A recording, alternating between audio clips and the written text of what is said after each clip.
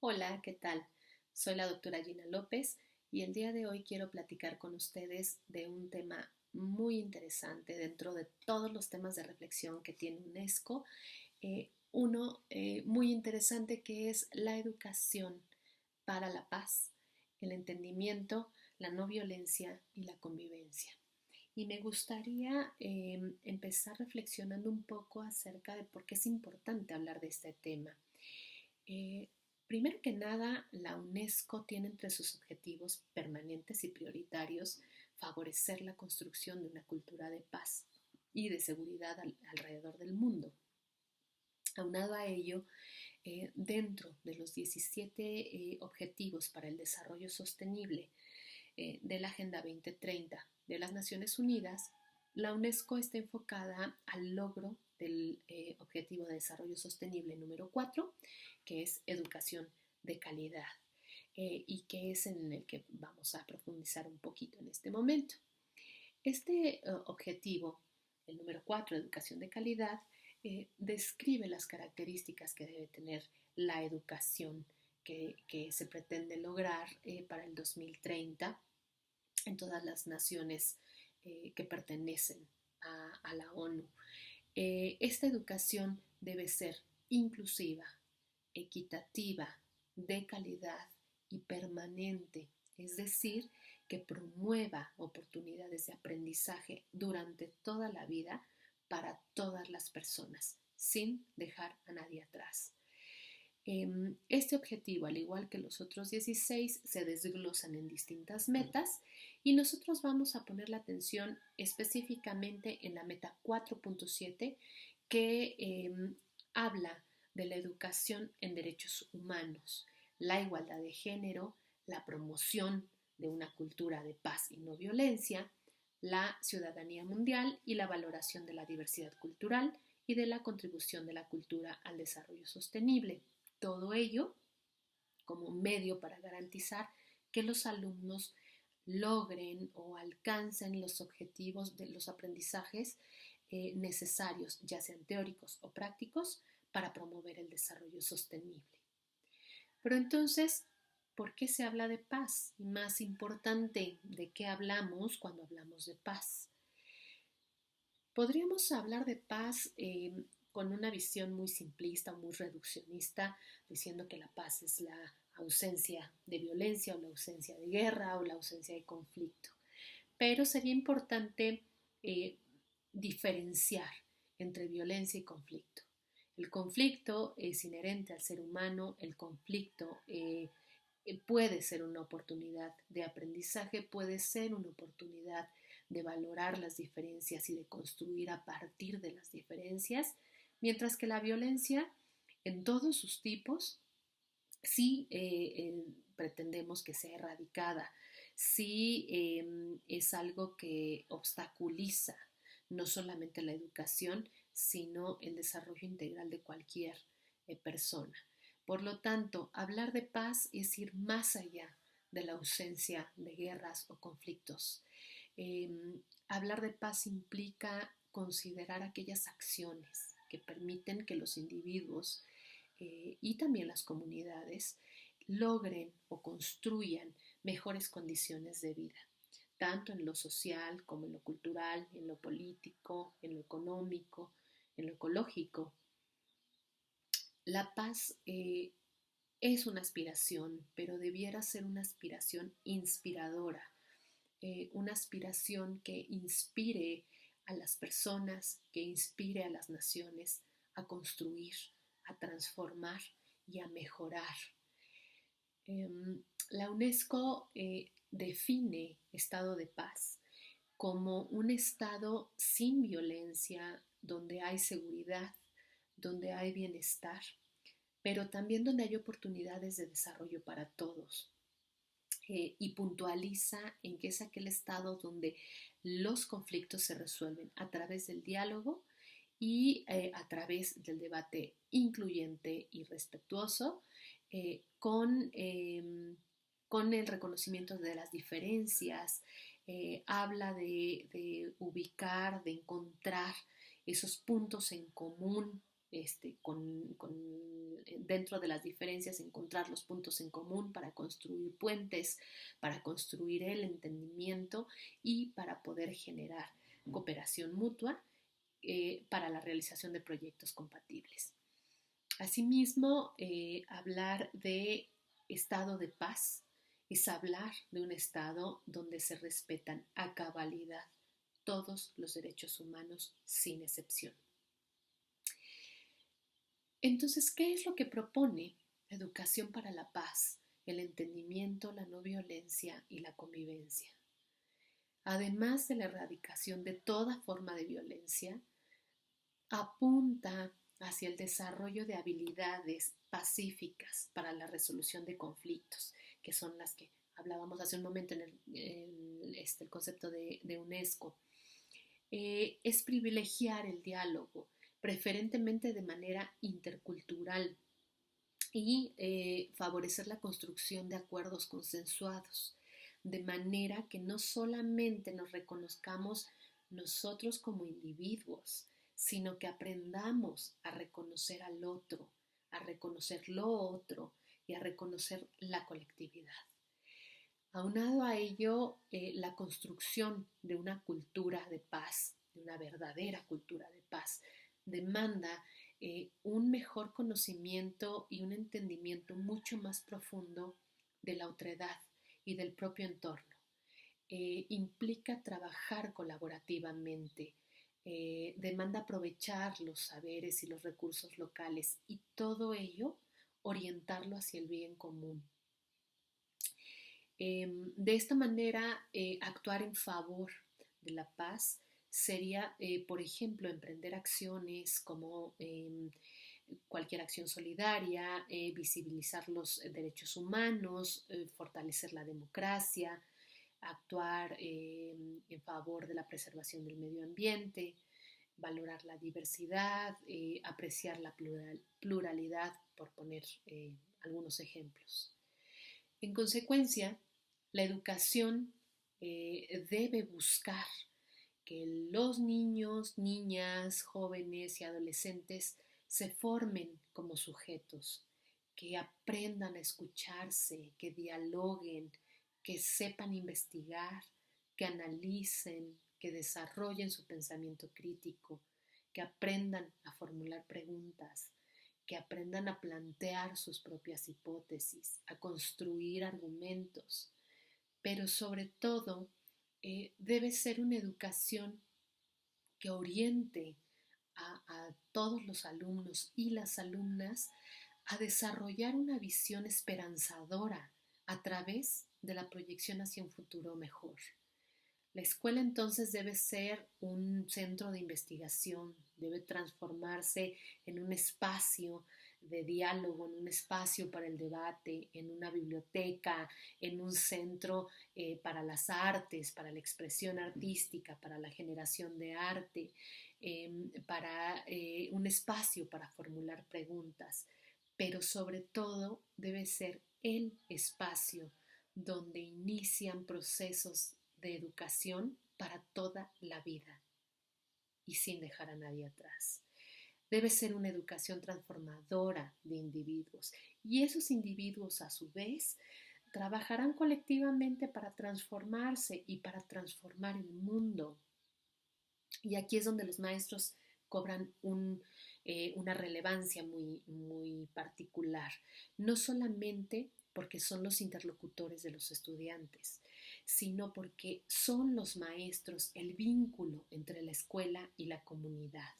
Son ellos quienes generan ambientes escolares y estos ambientes escolares pueden volverlos respetuosos, o sea, construir ambientes escolares respetuosos, atractivos para los alumnos, propicios para el aprendizaje, libres y sobre todo que permitan el desarrollo integral de los alumnos y las alumnas. Por todo ello es importante que la participación de los maestros y las maestras sea libre y voluntaria. No podemos obligar a los docentes a participar. Esta participación debe surgir primero que nada de un entendimiento de qué es la educación para la paz, y después qué conlleva y qué requiere, qué exige de mí y qué es lo que yo necesito hacer y qué necesito buscar. En la medida en que los docentes aprendan, asimilen, hagan suyo, se apropien de este compromiso, van a incidir de mejor y mayor manera en sus alumnos y alumnas. Y mejor aún, van a inspirar a sus alumnos, a sus alumnas y a su comunidad. También hay otros aspectos un poco más puntuales o mucho más puntuales que debieran tomarse en cuenta, como la formación en derechos humanos. Todos los docentes deberían o deberíamos tener una formación importante en derechos humanos. No solamente los docentes que estamos actualmente ejerciendo, sino todos aquellos docentes que se están formando, todos los futuros docentes debieran tener una formación muy profunda, muy puntual en derechos humanos. También es necesario o sería ideal pensar en que fueran docentes formados en, o por lo menos que hablen la lengua materna de sus estudiantes o que sean bilingües. Y otro aspecto muy importante y que no es una tarea menor es que los docentes deben saber identificar estereotipos nocivos en sus alumnos o entre sus alumnos, en su comunidad, en su aula. Pero nos interesa que pase de la identificación a la acción. Al igual que los alumnos queremos que pasen de la reflexión a la acción, lo mismo los docentes. Es pasar de identificar esos estereotipos nocivos a la erradicación de los mismos. Obviamente no puede ser una tarea individual.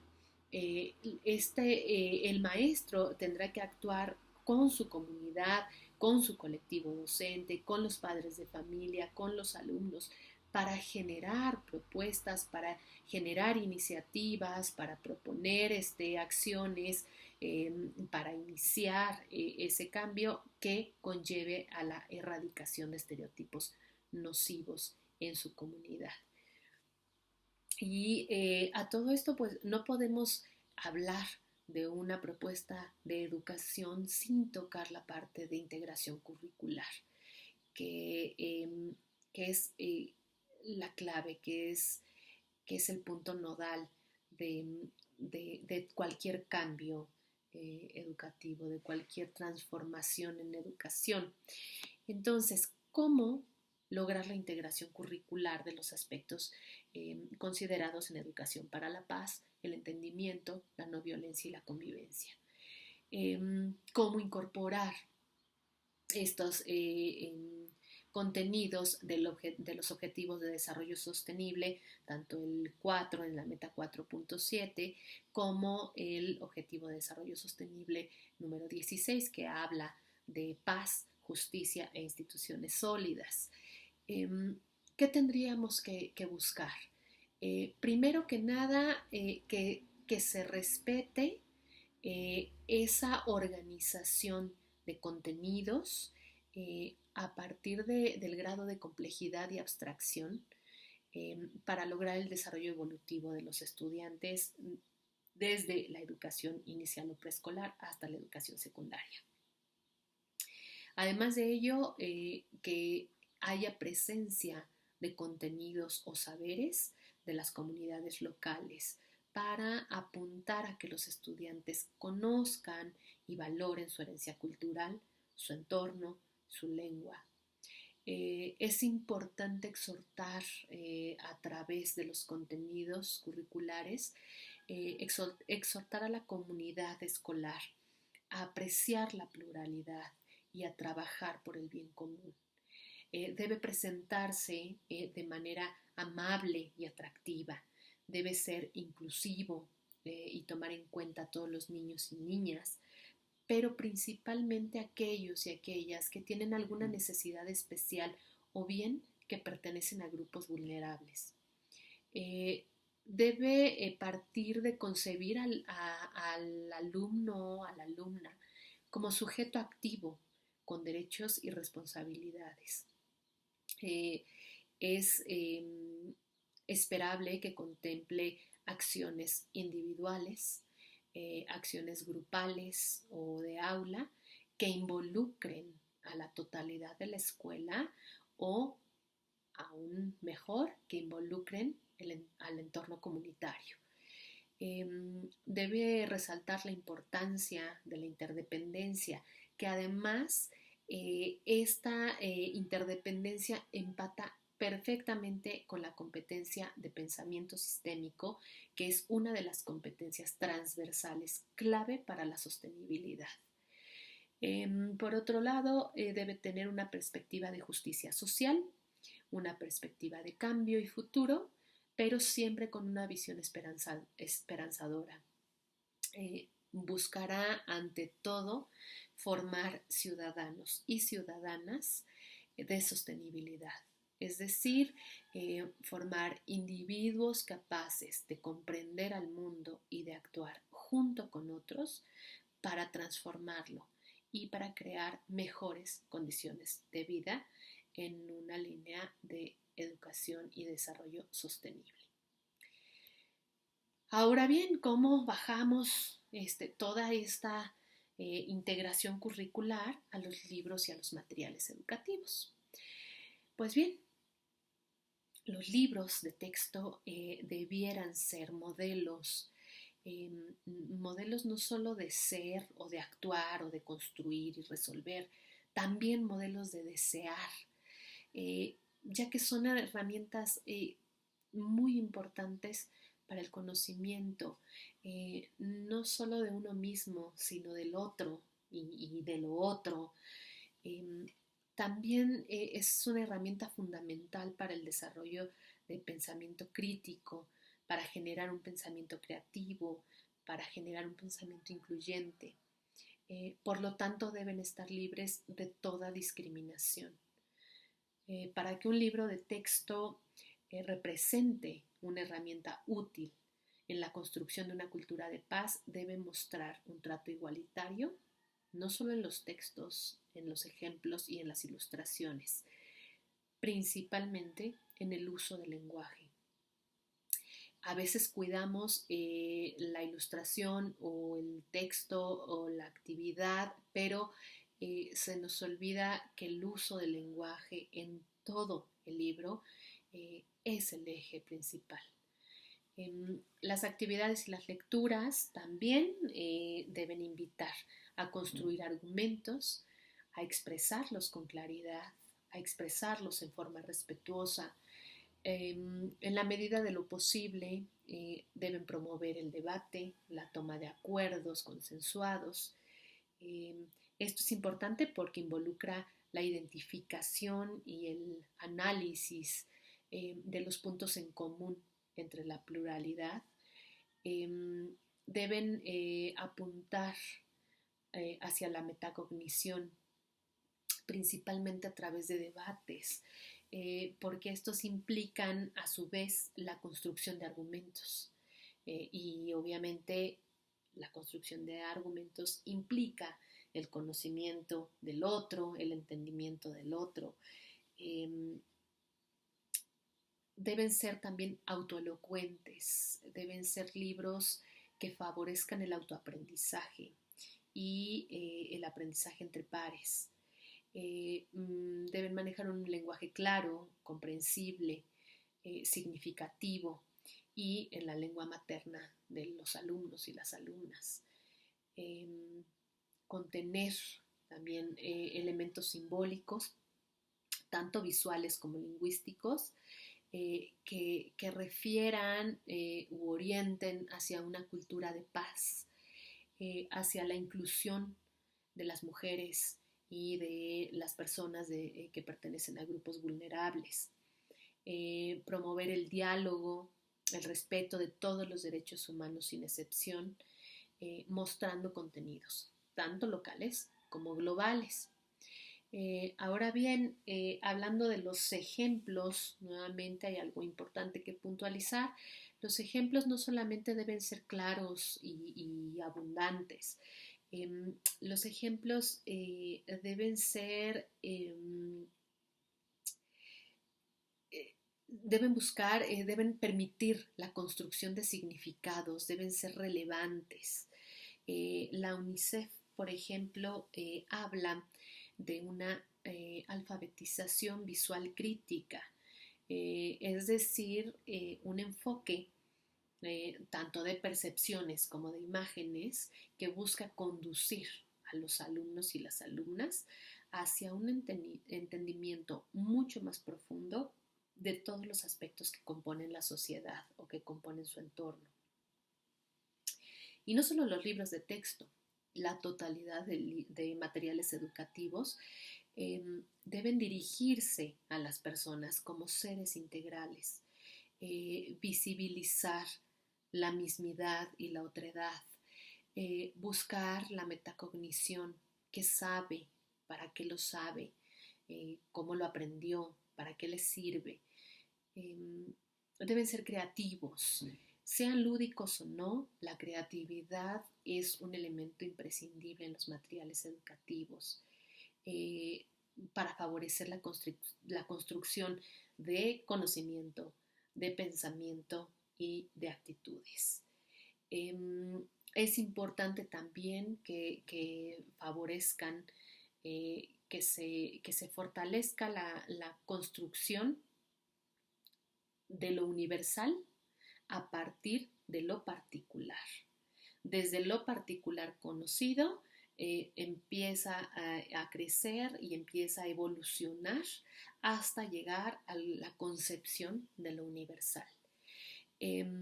Otro punto importante es que visibilicen los elementos comunes entre individuos, pueblos y culturas, o mejor aún, que favorezcan esa visibilización, no que lo muestren, sino que promuevan que los alumnos lo vean. Siempre con una visión compartida de lo humano, positiva, sobre lo que se puede construir a partir de las diferencias y a partir del conflicto. Y un punto importante es que la idea de paz que se maneje y que debe atravesar, debe ser una idea transversal en los materiales educativos.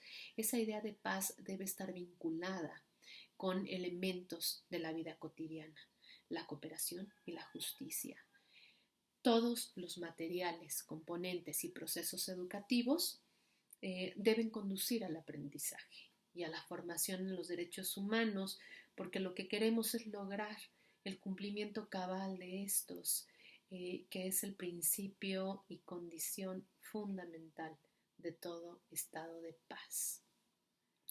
Podemos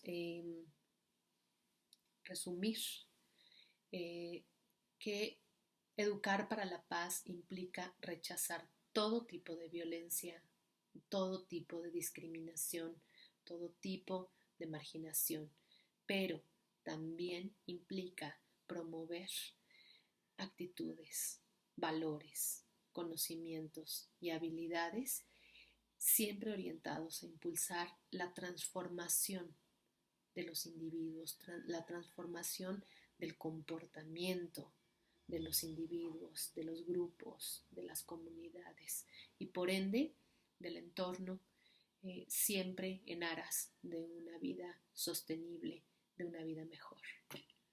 Muchísimas gracias, espero que les sirva y que nos veamos pronto. Hasta luego.